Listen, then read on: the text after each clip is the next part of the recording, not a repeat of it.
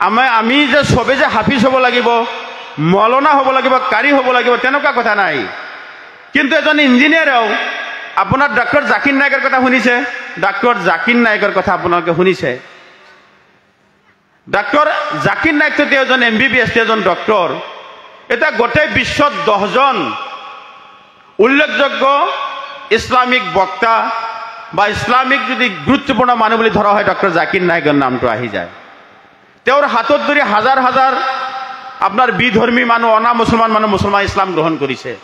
কিন্তু বহুত আলেম ওলামাই এইটো পৰা নাই। গোটেই বিশ্বত জাকিৰ নায়ক কম্পাৰেটিভ ৰিলিজন ষ্টাডিৰ ক্ষেত্ৰত, তুলনামূলক ধৰ্ম অধ্যয়নৰ ক্ষেত্ৰত বা তেওঁৰ কোৰআন হাদিছ, আপোনাৰ বেদ উপনিষদ এইবিলাকৰ যিমান তেওঁৰ জ্ঞান গৰিমা আছে, এজন খ্ৰীষ্টান মানুহ তেওঁৰ লগত বাইবেলৰ কথা যদি তেওঁৰ লগত যুক্তিতৰ্ক কৰে, এজন খ্ৰীষ্টান মানুহে তেওঁৰ লগত নোৱাৰে। এজন হিন্দু মানুহ তেওঁ যেতিয়া বেদৰ কথা, উপনিষদৰ কথা তেওঁ যেতিয়া আলোচনা কৰিব, কোনটো শ্লোক কিমান নম্বৰ শ্লোক কিমান নম্বৰ পেজত আছে তেওঁ কৈ দিব পাৰে। তেওঁতো অথচ এজন ডাক্তৰ, উকিল, আপোনাৰ মেজিষ্ট্ৰেট, শিক্ষক চব হ'ব লাগিব। কিন্তু শিশু অৱস্থাত আমাৰ ইছলামৰ যি বুনিয়াদী শিক্ষা, এই যে ইয়াত মুনাজ্জম মক্তবৰ কথা কোৱা হৈছে, এই যে মক্তব ব্যৱস্থাটো, এই শিক্ষাটো সৰুতে কৰাব লাগিব। যে আমি সৰুতে ক্লাছ 6-7ত থাকোঁতে যিকেইটা সূৰা মুখস্থ কৰিছিলোঁ সেইকেইটা ঘচা মাজা কৰি এতিয়াও চলি আছোঁ। এতিয়া সহজতে মুখস্থ নহয়। সৰুকালৰ বিদ্যা শিলৰ ৰেখাৰ নিচিনা।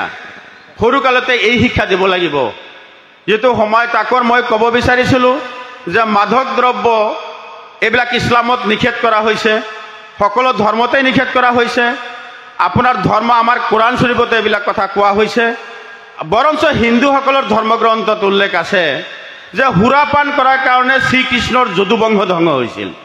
সুৰাপান কৰাৰ কাৰণে শ্ৰীকৃষ্ণৰ যদুবংশ ধ্বংস হৈছিল, সুৰাপান কৰাৰ কাৰণে, মদ সেৱন কৰাৰ কাৰণে। কাজে এইবিলাক বস্তু সামাজিকভাৱে, ধৰ্মীয়ভাৱে, বৈজ্ঞানিকভাৱে বাৰণ কৰা হৈছে। আপোনালোকে সজাগ হ'ব। কেৱল ঘৰতে নহয়, সমাজ ব্যৱস্থা বা আমাৰ অঞ্চলত এইবিলাকৰ প্ৰতি আমি জনা বুজা মানুহবিলাকে এনেকুৱা ধৰণৰ সজাগতা সভা কৰি আমি জনসাধাৰণক, আমাৰ যুৱচামক আমি সজাগ কৰিব লাগিব। সজাগ নকৰিলে আমাৰ এই সমাজটো, ইছলামিক সমাজ ব্যৱস্থা, যোনে মদ খায় তেওঁতো নামাজ নহয়। এটা সময়ত ইছলাম, পৰিপূৰ্ণ ইছলাম অহাৰ আগত আল্লাহ নবীৰ জামানতেই, তেখেতে নবুৱত পোৱাৰ আগত আৰবতো, আৰব বিশ্বতে আপোনাৰ মদ, ভাং, জোৱা এইবিলাক চব চলিছিল।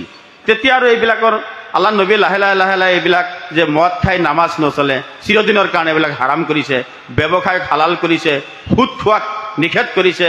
এতিয়া যুৱচামৰ ওপৰত যিহেতু আমাৰ সমাজ ব্যৱস্থাটো নিৰ্ভৰ কৰে, দেশ এখনৰ উন্নতি নিৰ্ভৰ কৰে যুৱচামৰ ওপৰত।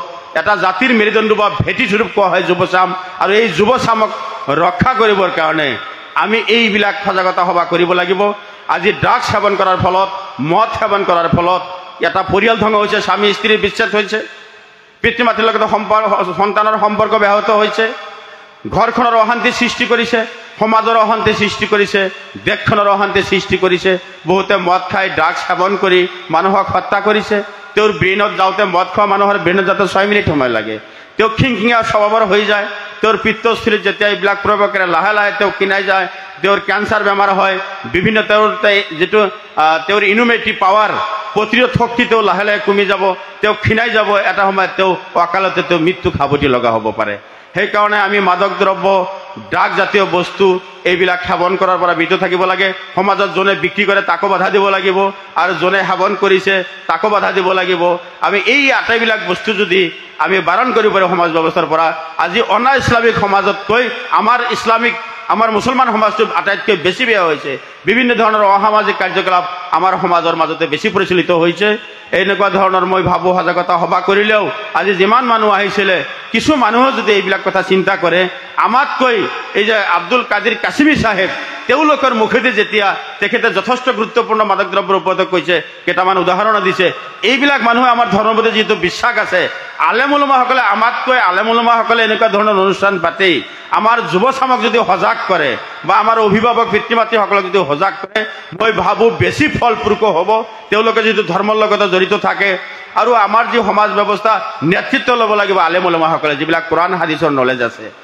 ইছলাম ধৰ্মৰ মানুহৰ মাজত যেতিয়ালৈকে কোৰআন আৰু সুন্নাহ এই দুটা বস্তু থাকিব সিমানলৈকে আমাৰ সমাজ ব্যৱস্থা ঠিকেই থাকিব। মই দীঘলীয়া কৰিব খোজা নাই।